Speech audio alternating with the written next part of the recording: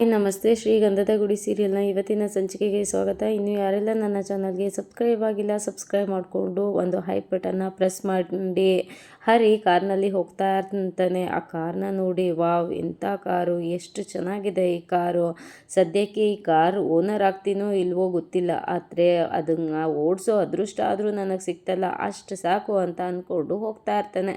ಅಷ್ಟರೊಳಗಡೆ ಮುಂದೆ ಒಂದು ಹುಡುಗಿ ಲಿಫ್ಟ್ನ ಕೇಳ್ತಾ ಇರ್ತಾಳೆ. ಅದನ್ನು ನೋಡಿ, ಓ ಯಾವುದೋ ಒಂದು ಹುಡುಗಿ ಲಿಫ್ಟ್ ಕೇಳ್ತಾ ಇದ್ದಾಳೆ ಅಂತ ಹೇಳಿದಾಗ ಅವನ ಒಳ ಮನಸ್ಸು, ಬೇಡ ಹರಿ, ಲಿಫ್ಟ್ ಎಲ್ಲ ಕೊಡೋಕೆ ಹೋಗ್ಬೇಡ, ನಿನಗೆ ಮನೇಲಿ ಒಬ್ಳು ಹೆಂಡತಿ ಇದ್ದಾಳೆ ಅಂತ ಅಂದಾಗೆ, ಮನೇಲಿರೋ ಹೆಂಡ್ತಿನೂ ಮೊದಲು ಹುಡುಗಿನೇ ತಾನೆ ಅಂತ ಹೇಳಿದಾಗ, ನೋಡು ಹರಿ, ಎಡವಟ್ ಆಗೋ ಚಾನ್ಸಸ್ ಇದೆ, ಬೇಡ ಅಂತ ಹೇಳ್ತಾ ಇರುತ್ತೆ. ಅಂದರೆ ಹರಿ ಅದನ್ನು ತಲೆ ಕೆಡಿಸ್ಕೊಳ್ದಾನೆ, ಲಿಫ್ಟ್ ಕೊಟ್ಟೇ ಬಿಡೋಣ, ಸಹಾಯ ಮಾಡೋದು ಈ ಹರಿಯ ಧರ್ಮ ಅಂತ ಅಂದ್ಕೊಂಡು ಮುಂದೆ ಹೋಗಿ ಗಾಡಿ ನಿಲ್ಲಿಸಿ, ಏನು ಮೇಡಮ್ ಲಿಫ್ಟ್ ಬೇಕಿತ್ತಾ ಅಂತ ಕೇಳಿದಾಗ, ಜಯನಗರ್ ಕಡೆ ಹೋಗಬೇಕಿತ್ತು ಅಂತ ಹುಡುಗಿ ಹೇಳ್ತಾಳೆ. ಅದಕ್ಕೆ ನಾನು ಜಯನಗರ್ ಕಡೆನೇ ಹೊರಟಿದ್ದೆ, ಹತ್ತಿ ಅಂತ ಹೇಳಿದಾಗ ಮುಂದೆ ಗಾಡಿದು ಡೋರ್ ಓಪನ್ ಮಾಡೋಕೆ ಹೋಗ್ತಾನೆ. ಅವಳು ಹೋಗಿ ಹಿಂದೆ ಕೂತ್ಕೊತಾಳೆ. ಅಯ್ಯೋ ಮಿಸ್ ಆಯ್ತಲ್ಲ ಅಂದ್ಕೊತಾನೆ. ಅದ್ರ ಪಕ್ಕದಲ್ಲಿ ಈ ಕಡೆ ಡೋರು ಓಪನ್ ಆಗಿ ಒಬ್ಬರು ಬಂದು ಕೂತ್ಕೊತಾರೆ. ಅದನ್ನು ನೋಡಿ, ರೀ ಯಾರ್ರೀ ನೀವು, ಅಲ್ಲಿ ಮೇಡಮ್ ಆಲ್ರೆಡಿ ಕೂತಿರೋದು ಕಣ್ಣು ಕಾಣಿಸ್ತಾ ಇಲ್ವಾ ಅಂತ ಹೇಳಿದ್ದಕ್ಕೆ, ಆ ಮೇಡಮ್ಗೆ ಮಮ್ಮಿ ನಾನು ಅಂತ ಹೇಳ್ತಾಳೆ. ಆಗ ಅಯ್ಯಯ್ಯೋ ಏನಿದು ಸಿಂಗಲ್ ಪೀಸಾ ಅಂತ ಅಂದ್ಕೊಂಡ್ರೆ, ಇದ್ಯಾವುದೋ ಮಮ್ಮಿ ಅಂದ್ಕೊಂಡು ಡಮ್ಮಿ ಪೀಸ್ ಬಂದು ಕೂತ್ಕೊತಾ ಇದೆಯಲ್ಲ ಅಂತ ಹರಿ ಮನಸ್ಸಲ್ಲೇ ಅಂದ್ಕೊತಾನೆ. ಇಲ್ಲಿ ಆ ಕಾರಲ್ಲಿ ಕೂತಿದ್ದ ಹುಡುಗಿ, ಅದು ನಮ್ದೇನೆ 8-10 ಕಾರ್ಗಳಿದೆ, ಅದು ಕಾರಲ್ಲಿ AC ಸ್ವಲ್ಪ ಲೂಸ್ ಆಗಿದೆ ಅಂತ ಶೋರೂಮ್ಗೆ ಹೋಗಿದೆ ಗಾಡಿ, ಹಾಗಾಗಿ ನಿಮ್ಮ ಕಾರಲ್ಲಿ ಟ್ರಾವೆಲ್ ಮಾಡೋ ಅಂಥ ಪರಿಸ್ಥಿತಿ ಬಂತು ಅಂತ ಹೇಳ್ಕೊತಾ ಇರ್ತಾರೆ. ಅಷ್ಟರೊಳಗಡೆ ಅವ್ರ ಅಮ್ಮಂಗೊಂದು ಫೋನ್ ಬರುತ್ತೆ. ಫೋನ ರಿಸೀವ್ ಮಾಡಿ, ಏನಯ್ಯ ಯಾವುದ್ಯಾವುದೋ ಪ್ರೊಫೈಲ್ ಎಲ್ಲ ತೋರಿಸ್ಬಿಟ್ಟು ನನ್ನ ಮಗಳನ್ನ ಕಾಂಚಿ ಪಿಂಚಿಗೆಲ್ಲ ಕಟ್ಟೋಕ್ಕಾಗತ್ತಂತ ಒಂದೊಳ್ಳೆ ಪ್ರೊಫೈಲ್ ಇದ್ದರೆ ಕಳಿಸಿ ನೋಡೋಣ, ನೋಡಿ ಆದಮೇಲೆ ಓಕೆ ಆದಮೇಲೆ ನಾನು ನಿಮ್ಗೆ ಹೇಳ್ತೀನಿ, ಇಡ್ರಿ ಫೋನು ಅಂತ ಅಂದ್ಬಿಟ್ಟು ಫೋನ ಕಟ್ ಮಾಡ್ತಾರೆ. ಅದನ್ನು ನೋಡಿ, ಏನು ಮೇಡಮ್ ಮಗಳಿಗೆ ಹುಡುಗನ ನೋಡ್ತಾ ಇದ್ದೀರಾ ಅಂತ ಹರಿ ಕೇಳ್ತಾನೆ. ಅದಕ್ಕೆ ಅಂತ ಹೇಳಿದಾಗ, ನೋಡಿ ನಮ್ಮ ಅಣ್ಣನೂ ಸಿಂಗಲ್ಲೇ ಅಂತ ಹೇಳಿದ್ದಕ್ಕೆ, ಏನು ಮಾಡೋದು ನಿಮ್ಮ ಅಣ್ಣ ಅಂತ ಹೇಳಿದಾಗ, ಬೆಂಗಳೂರಲ್ಲಿ ಇರೋ ದೊಡ್ಡ ಕನ್ಸ್ಟ್ರಕ್ಟರ್ ಗೊತ್ತಾ ಅಂತ ಹೇಳಿದ್ದಕ್ಕೆ, ಓ ಇಂಜಿನಿಯರಾ ಅಂತ ಅಂತಾರೆ. ಅದಕ್ಕೆ ಏನು ಇವರು ಇಂಜಿನಿಯರ್ ಅಂತ ಅಂದ್ರೂ ಇಷ್ಟೊಂದು ಇದರಲ್ಲಿ ಬಿಲ್ಡಪ್ ಕೊಡ್ತಾ ಇದ್ದಾರಲ್ಲ ಅಂತ ಹೇಳಬೇಕಾದ್ರೆ, ನನ್ನ ಮಗಳು ಅಂಬಾಪುರದ ಮಹಾರಾಣಿ, ಅವಳನ್ನ ಈ ಗಂಜಿ ಕುಡಿಯೋರ್ಗೆಲ್ಲರಿಗೂ ಕಟ್ಟೋಕ್ಕಾಗತ್ತಾ ಅಂತ ಹೇಳಿದ್ದಕ್ಕೆ, ಓ ನಿಮ್ಮ ಲೆವೆಲ್ಲು ಅಲ್ಲಿದೆ ಅಂತ ಅಂದ್ಕೋಬೇಕಾದ್ರೆ, ಏನಪ್ಪ ಡ್ರೈವರ್ ಅಂತ ಹೇಳಿದಾಗ, ನಾನು ಡ್ರೈವರ್ ಅಲ್ಲ ಈ ಗಾಡಿ ಓನರ್ ಅಂತ ಹೇಳಿದ್ದಕ್ಕೆ ಅವರಮ್ಮ, ನೀನು ಈ ಗಾಡಿ ಡ್ರೈವರ್ ಥರ ಕಾಣಿಸ್ದೆ ಅದಕ್ಕೆ ಅಂತ ಹೇಳಿದೆ ಅಂತ ಹೇಳ್ತಾರೆ. ಸರಿ ಆಯಿತು ಅಂತ ಅಂದ್ಕೊಬೇಕಾದ್ರೇ ಫೋನಲ್ಲಿ ಚಾರ್ಜ್ ಖಾಲಿಯಾಗಿರುತ್ತೆ. ಮಾಮ್ ಫೋನ್ ಬ್ಯಾಟ್ರಿ ಡೌನ್ ಆಗಿದೆ ಅಂತ ಹೇಳಿದಾಗ, ಅಯ್ಯೋ ಡೋಂಟ್ ವರಿ, ಕೊಡಿ ಇಲ್ಲಿ ನಾನು ಚಾರ್ಜ್ ಹಾಕ್ತೀನಿ ಅಂತ ಹರಿ ಫೋನ್ನ ಇಸ್ಕೊತಾನೆ. ಚಾರ್ಜ್ ಹಾಕ್ತಾನೆ. ಅಷ್ಟರೊಳಗಡೆ ಒಂದು ಫೋನ್ ಬರುತ್ತಂತೆ. ಫೋನ್ನ ಕೊಡಿ ಅಂತ ಕೇಳಿದಾಗ ಹರಿ, ಅಯ್ಯಯ್ಯೋ ತೊಂದರೆ ಇಲ್ಲ, ನಾನು ಬ್ಲೂಟೂತ್ ಕನೆಕ್ಟ್ ಮಾಡ್ತೀನಿ ಅಂತ ಅಂದ್ಬಿಟ್ಟು ಕನೆಕ್ಟ್ ಮಾಡ್ತಾನೆ. ಬೇಡ ಅಂದರೂ ಕೇಳೋದಿಲ್ಲ. ಕನೆಕ್ಟ್ ಮಾಡಿ ಸ್ಪೀಕರ್ ಹಾಕಿದ ತಕ್ಷಣವೇ ಅವ್ರ ಅಪ್ಪ ಬಯೋದಕ್ಕೆ ಶುರು ಮಾಡ್ತಿರ್ತಾರೆ. ಎಲ್ಲಿದ್ದೀರಾ ಅಮ್ಮ ಮಕ್ಕಳು, ಇಲ್ಲಿ ಬಾಡಿಗೆ ಕಟ್ಟಿಲ್ಲ, ಕರೆಂಟ್ ಬಿಲ್ ಕಟ್ಟಿಲ್ಲ, ಪೇಪರ್ನವನು ದುಡ್ಡು ಕೇಳ್ತಾ ಇದ್ದಾನೆ, ಎಲ್ಲಿ ಹೋಗಿದ್ದೀರಾ ಸುತ್ತೋದಕ್ಕೆ ನೀವು ಅಂತ. ಆಗ ಹರಿ, ಅಯ್ಯಯ್ಯೋ ಇವ್ರನ್ನ ಆ ರೇಂಜಲ್ಲಿ ಬಿಲಿಯನ್ ಇದಕ್ಕೆ ಹೋಲಿಸ್ಕೊಂಡಲ್ಲ, ನಾನೇ ತಪ್ಪು ಮಾಡಿಬಿಟ್ಟೆ ಅಂತ ಅಂದ್ಕೊಂಡಾಗ ಅಯ್ಯೋ ಅಂತ ಅವರು ಫೀಲ್ ಮಾಡ್ಕೊತಾರೆ. ಅಷ್ಟರೊಳಗಡೆ ಮುಂದೆ ಒಂದು ಕಾರ್ ಬಂದು ನಿಲ್ಲಿಸುತ್ತೆ. ಸಡನ್ನಾಗಿ ಬ್ರೇಕ್ ಆಗಿ, ಅಯ್ಯೋ ನಿನ್ನ ಯಾರೋ ಇವನು ಅಂತ ಹೇಳೋ ಅಷ್ಟರೊಳಗಡೆ ಆ ಕಾರಿಂದ ಒಬ್ಬ ವ್ಯಕ್ತಿ ಇಳಿತಾನೆ. ಅದನ್ನ ನೋಡಿಬಿಟ್ಟು ಹರಿ ಸುಮ್ಮನೆ ಹಾಕ್ತಾನೆ. ಮುಂದೆ ಬಂದು ಆ ವ್ಯಕ್ತಿ ಗ್ಲಾಸ್ ಅಂತ ಹೇಳಿದಾಗ ಗ್ಲಾಸ್ ಇಳಿಸ್ತಾನೆ. ಏನೋ ಇದು, ಕಾರ್ನ ಶೋರೂಮ್ಗೆ ತೊಗೊಂಡೋಗ್ಬಿಡು ಅಂತ ಅಂದರೆ ನೀನು ಇಲ್ಲಿ ಊರು ಸುತ್ತಾ ಇದೆಯಾ ಅಂತ ಹೇಳಿದಾಗ ಅಮ್ಮ ಮಗಳು ಫುಲ್ ಶಾಕ್ ಆಗ್ತಾರೆ. ಯಾರು ಇವರು, ಎಲ್ಲಿ ಹೋಗಬೇಕು ಅಂತ ಅಂದ್ಕೊಂಡಿದ್ದೀಯಾ, ಹೋಗು ಮೊದಲು ಹೋಗಿ ಗಾಡಿನ ಶೋರೂಮಿಗೆ ಬಿಡು ಅಂತ ಬೈದ್ಬಿಟ್ಟು ಹೋಗ್ತಾರೆ. ಆಮೇಲೆ ಹರಿ ಆಯಿತು ಅಂತ ಹಿಂದೆ ತಿರುಗಿದಾಗ ಅವರು, ಅಯ್ಯೋ ನರಿ ಬಣ್ಣ ಬಳ್ಕೊಂಡಿರೋದು ಇವಾಗ ನಮಗೆ ಗೊತ್ತಾಯಿತು ಅಂತ ಹೇಳಿದ್ದಕ್ಕೆ ಹರಿ, ಅಯ್ಯೋ ಈಗ ನಮ್ಮದು ನಿಮ್ಮದು ಒಂದೇ ಕ್ಯಾರೆಕ್ಟರ್ ಅಲ್ವಾ, ಬನ್ನಿ ಇಬ್ಬರೂ ಕಾಫಿ ಕುಡ್ಕೊಂಡು ಮಾತಾಡೋಣ ಅಂತ ಹೇಳಿದ್ದಕ್ಕೆ, ಬೇಡಪ್ಪ ಇಲ್ಲಿವರೆಗೂ ಡ್ರಾಪ್ ಮಾಡಿದ್ದಕ್ಕೆ ತುಂಬಾ ಥ್ಯಾಂಕ್ಸ್, ನಾವಿಲ್ಲೇ ಹೇಳ್ಕೊತೀವಿ ಅಂತ ಹೇಳಿಬಿಟ್ಟು ಕೊಡ್ರಿ ಫೋನು ಅಂತ ಈಸ್ಕೊಂಡು ಅವರಿಬ್ರು ಇಳ್ದೋಗ್ತಾರೆ. ಹರಿ ಅಯ್ಯೋ ನಾನೇ ಕಿಲಾಡಿ ಅಂದ್ಕೊಂಡಿದ್ದೆ, ಇಷ್ಟು ದಿನ ಇವರು ಜಗತ್ ಕಿಲಾಡಿಗಳು, ಇವರಿಂದ ದೂರ ಡಿಸ್ಟೆನ್ಸ್ ಮೇಂಟೈನ್ ಮಾಡಿದಷ್ಟು ನನ್ನ ಡಿಗ್ನಿಟಿಗೆ ಒಳ್ಳೇದು ಅಂತ ಅಂದ್ಕೊಂಡು ಮುಂದೆ ಬರ್ತಾನೆ. ಹಾಗಾಗುತ್ತೆ ಹರಿ ಇನ್ನು ಮಲ್ಕೊಂಡೇ ಇರ್ತಾನೆ. ಆಗ ಚಂದನ ಅಲ್ಲಿಗೆ ಬಂದು ರೀ ಎದ್ದೇಳ್ರಿ ಅಂತ ಹೇಳಿದಾಗ ಹರಿ ಇನ್ನೂ ಮಲಗ್ತಾನೆ ಇರ್ತಾನೆ. ರೀ ಎದ್ದೇಳ್ರಿ, ಕಾಫಿ ಕುಡೀರಿ ಅಂತ ಹೇಳಿದಾಗ ಮೆತ್ತಗೆ ಕಂಡುಬಿಡ್ತಾನೆ. ನೋಡಿದ್ರೆ ಎದುರುಗಡೆ ಚಂದನ ಇರ್ತಾಳೆ. ಅದನ್ನು ನೋಡಿ ಹರಿ ಶಾಕ್ ಆಗ್ತಾನೆ. ಏನಿದು ಅಂತ ಅಂದ್ಕೊಂಡು ಮೇಡಮ್ ನೀವಾ ಅಂತ ಅಂದ್ಬಿಟ್ಟು ಎದ್ದು ಕೂತ್ಕೊತಾನೆ. ನಾನೇನೆ, ನೀವು ನನಗೆ ಎಷ್ಟೆಲ್ಲ ಸಹಾಯ ಮಾಡಿದ್ದೀರಾ, ಹಾಗಾಗಿ ನೀವು ಮಾಡಿದ್ದೆಲ್ಲವುದು ಊಫಿ ಈಗ ನಿಮಗೋಸ್ಕರ ಕಾಫಿ ಅಂತ ಹೇಳಿದ್ದಕ್ಕೆ ಮೇಡಮ್ ನೀವಾ ಈ ಥರ ಮಾತಾಡ್ತಿರೋದು ಅಂತ ಹೇಳಿದ್ದಕ್ಕೆ ನಾನೇನೆ ಮಾತಾಡ್ತಾ ಇರೋದು, ಆದರೆ ಅದೇನದು ಮೇಡಮ್ ಅಂತ ಚಂದು ಅಂತ ಕರಿಬಾರ್ದ ಅಂತ ಹೇಳಿದ್ದಕ್ಕೆ ಏನೋ ನಿಜವಾಗ್ಲೂ ನೀವು ಹೇಳ್ತಾ ಇದ್ದೀರಾ ಈ ಥರ ಅಂತ ಹೇಳಿದಾಗ ಹೌದು ಅಂತ ಹೇಳಿದಾಗ ಸರಿ ಕಾಫಿ ತಗೊಳ್ಳಿ, ನನಗೆ ಒಳ ಕೆಲಸ ಇದೆ ಅಂತ ಹೇಳಿದಾಗ ಹರಿ ಅವಳ ಗದ್ದನ ಇಟ್ಕೊಂಡು ತುಂಬಾ ಖುಷಿ ಪಡ್ತಾ ಇರ್ತಾನೆ. ಹಾಗೆಯೇ ತಮ್ಮಂದಿರ ಮೇಲೆ ಬೆಡ್ಶೀಟ್ನ ಹೊದಿಸ್ಬಿಟ್ಟು ಏನು ಚಂದು ನೀವಾ ಈ ಥರ ಕಾಫಿ ತಂದುಕೊಟ್ಟಿರೋದ ಅಂತ ಹೇಳಿ ಖುಷಿ ಪಡ್ತಾ ಇರ್ತಾನೆ. ದೇವ್ರೇನಿದು ಎಲ್ಲ ಜನ್ಮಕ್ಕೂ ಆಗೋಷ್ಟು ವರನ ಇವಾಗ್ಲೇ ಕೊಟ್ಬಿಟ್ಟಿದ್ದಾನಲ್ಲ ಅಂತ ಖುಷಿ ಪಡುವಾಗ ತಗೊಳ್ರಿ ಕಾಫಿನ, ನನಗೆ ಒಳಗಡೆ ಕೆಲಸ ಇದೆ ಅಂತ ಅಂದ್ಬಿಟ್ಟು ಕಾಫಿನ ಕೊಡ್ತಾಳೆ. ಹರಿ ಕಾಫಿನ ಇಸ್ಕೋಬೇಕಾದ್ರೆ ಕಾಫಿ ಟಚ್ ಆಗಿ ಸುಟ್ಬಿಡುತ್ತೆ. ಅಷ್ಟರೊಳಗಡೆ ಅಯ್ಯಯ್ಯೋ ನಮ್ಮನೇಲಿ ಪ್ರಳಯ ಆಗ್ತಾ ಇದೆ ಎದ್ದೇಳ್ರು ಅಂತ ಕಿರ್ಚೋಕ್ಕೆ ಶುರು ಮಾಡ್ತಾನೆ.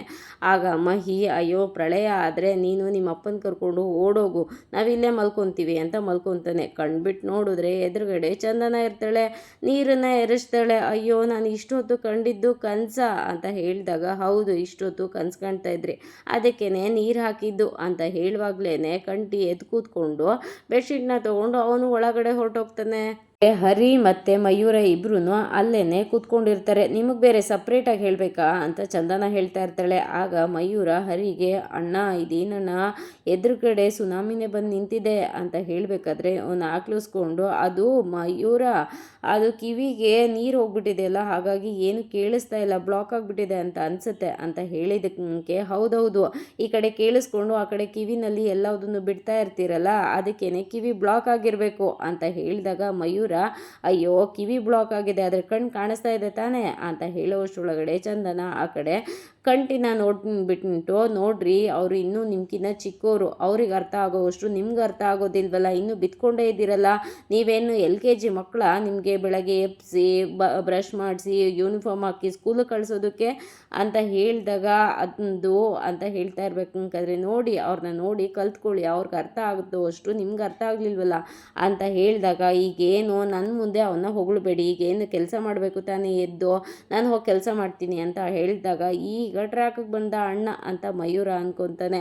ಅಷ್ಟರೊಳಗಡೆ ಮಯೂರ ಸುಮ್ಮನೆ ಕೂತಿರೋದು ನೋಡಿ ಚಂದನ ನಿನಗೆ ಬೇರೆ ಸಪ್ರೇಟಾಗಿ ಹೇಳಬೇಕಾ ಅಂತ ಹೇಳಿದಾಗ ಅಲ್ಲ ಅದಕ್ಕೆ ಅದು ನಾನು ನಿಮಗೆ ಎಷ್ಟೆಲ್ಲ ಸಹಾಯ ಮಾಡ್ತೀನಿ, ಇನ್ನೊಂದು ಸ್ವಲ್ಪ ಹೊತ್ತು ಮಲ್ಗೋಕೆ ಪರ್ಮಿಷನು ಅಂತ ಹೇಳಿದಾಗ ಮತ್ತೆ ನೀರು ಎರಚಬೇಕಾ ಅಂತ ಮಗನ ತೊಗೊತಾಳೆ. ಆಗ ಅರ್ಥ ಆಯಿತು ಅಂತ ಇಬ್ಬರೂ ಚಾಪೆ ಎತ್ಕೊಂಡು ಓಡೋಗ್ತಾರೆ.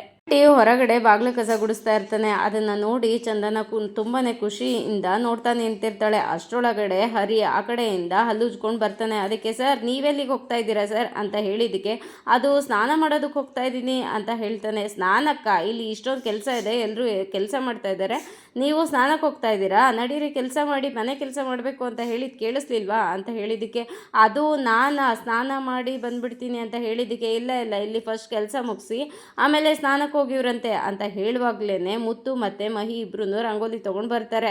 ರಂಗೋಲಿ ಡಬ್ಬನ ಹರಿ ಕೈಲಿ ಕೊಟ್ಟಿದ್ದು ನೋಡಿ ನಾನು ರಂಗೋಲಿ ಹಾಕ್ಬೇಕಾ, ರಂಗೋಲಿ ಹಾಕೋಕ್ಕೆಲ್ಲ ನಂಗೆ ಬರಲ್ಲ ಅಂತ ಹೇಳ್ತಾ ಇರ್ತಾನೆ. ಹಿಡ್ಕೊಳ್ಳಿ ಅಂತ ಅಂದೆ ಅಂತ ಹೇಳಿದಾಗ ಹರಿ ಅದನ್ನು ಇಸ್ಕೊತಾನೆ. ಅಷ್ಟರೊಳಗಡೆ ನಟರಾಜ್ ಅವರು ಅಲ್ಲಿಗೆ ಬಂದು ನಿಂತ್ಕೊಂಡು ಏನಪ್ಪ ಇದು ನನ್ನ ಸೊಸೆ ಮಹಿಮೆ, ಎಲ್ಲರೂ ಈ ಥರ ಕೆಲಸ ಮಾಡ್ತಾ ಇದ್ದಾರಲ್ಲ ಅಂತ ತುಂಬಾ ನಿಂತ್ಕೊಂಡು ಖುಷಿ ಪಡ್ತಾ ಇರ್ತಾರೆ. ಖುಷಿ ಪಡುವಾಗ್ಲೇ ಬೀಡಿ ಕಚ್ಕೊಳ್ಳೋಕೆ ಅಂತ ಹೋದಾಗ ಚಂದನ ಆ ಕಡೆ ತಿರುಗಿ ಹಲೋ ನಿಮಗೆ ಹೇಳ್ತಾ ಇರೋದು ಏನಿದು ಇಲ್ಲಿ ಬೀಡಿ ಸೇದ್ತಾ ಇದ್ದೀರಾ ಅಂತ ಹೇಳಿದ್ದಕ್ಕೆ ಹೌದು ಇಲ್ಲೇ ಬೀಡಿ ಸೇದೋದು ಏನಿವಾಗ ಅಂತ ಹೇಳಿದ್ದಕ್ಕೆ ಹೌದು ಮನೇನ ಬೃಂದಾವನ ಮಾಡ್ತಾರೆ ಅದಕ್ಕೆ ನೀನು ಅದನ್ನು ಅನಾಚಾರ ಮಾಡು ಅಂತ ಹೇಳಿದಾಗ ಇದು ಓನ್ ಹೌಸು, ನನ್ನ ಓನ್ ಹೌಸು, ನಾನು ಎಲ್ಲಿ ಬೇಕಾದರೂ ಬೀಡಿ ಸೇರ್ತೀನಿ ಅಂತ ಹೇಳಿದ್ದಕ್ಕೆ, ಓ ಹೌದಾ, ಓನ್ ಹೌಸಾ ಇದು, ಸೇರಿ ನೋಡೋಣ, ನಿಮಗೇನೆ ಹೇಳ್ತಾ ಇರೋದು, ಇಲ್ಲಿ ಸೇರಬೇಡಿ, ಹೊರಗಡೆ ಸೇದಿ ಅಂತ ಹೇಳಿದ್ದಕ್ಕೆ, ನಾನು ಈ ಹುಡುಗಿಗೆ ಕಾಮನ್ ಸೆನ್ಸ್ ಇದೆ ಅಂತ ಅಂದ್ಕೊಂಡಿದ್ದೆ, ಜನರಲ್ ನಾಲೆಡ್ಜೇ ಇಲ್ಲ ನಿನಗೆ ಅಂತ ಹೇಳಿದ್ದಕ್ಕೆ, ಅಂತ ಹೇಳುವಾಗ, ಅದು ನೀನು ಹೇಳಿದ್ದು ಒಳಗಡೆ ಅಂತ, ನಾನಿವಾಗ ಹೊರಗಡೆ ಬಿಡಿ ಸೇರ್ತಾ ಇದ್ದೀನಿ ಅಂತ ಹೇಳಿದ್ದಕ್ಕೆ, ಓ ಹೌದಾ, ನಾನು ಹೇಳಿದ್ದು ಎಲ್ಲೂ ಜನಗಳಿರಬಾರ್ದು, ಅಲ್ಲಿ ಹೋಗಿ ಸೇದಿ ಅಂತ, ಹೋಗಿ ಅಲ್ಲಿ ಅಂತ ಹೇಳಿದ್ದಕ್ಕೆ, this is my own house, so ನಾನು ಸೇರ್ತೀನಿ ಇಲ್ಲೇನೆ ಅಂತ ಹೇಳಿದಾಗ, ಸರಿ ಆಯಿತು ಸೇದಿ ನೀವು, ಆಯಿತು, ಆದರೆ ಹೊಗೆ ಮಾತ್ರ ಹೊರಗಡೆ ಬರಬಾರ್ದು ಅಂತ ಹೇಳಿದಾಗ, ಅಯ್ಯೋ ಬೀಡಿ ಸೇದಿದಾಗ ಹೊಗೆ ಬರೋದು ಕಾಮನ್ ಅಂತ ಹೇಳ್ತಾರೆ.